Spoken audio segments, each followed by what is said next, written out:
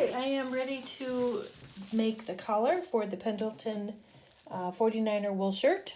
So I have my collar pieces here, and I will show you how to put them together. I'll take my pattern piece off. So it's interesting to me that this pattern piece doesn't have any notches or anything, so you really don't have a clue how to match anything on the pattern. I could put them on for my own benefit, but that wouldn't help you. So I'm just going to show you how I would do it. So if you think of the collar, about how it's going to fit your body. So it's going to roll like so, because you want the point to be at the edge of the collar, and then of course your neck will be here where the roll is. So that's kind of how you have to think of how to construct it.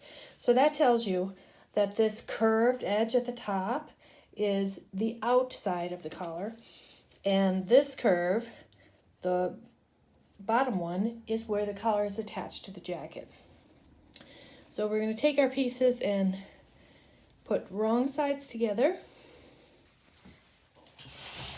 And I'm going to be sewing with a 2.5 stitch length on my sewing machine. The thread, I'm using just 100% cotton thread.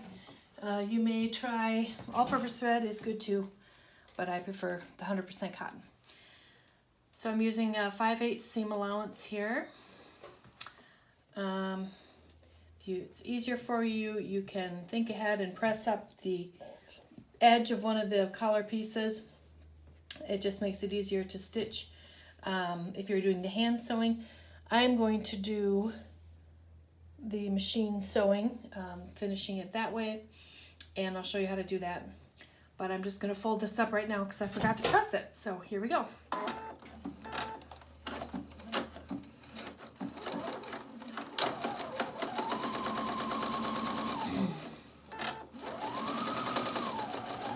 So when I get to the end of the collar, I'm just going to sew off the edge. And the reason I'm doing that is a technique I saw online. I'm trying it out for the first time. And it recommends crossing over your stitching lines to get a nice sharp point at the end of the collar. So we'll see how this works. Okay, so I'm just going to start sewing again at the edge. Again with a 5/8 seam allowance.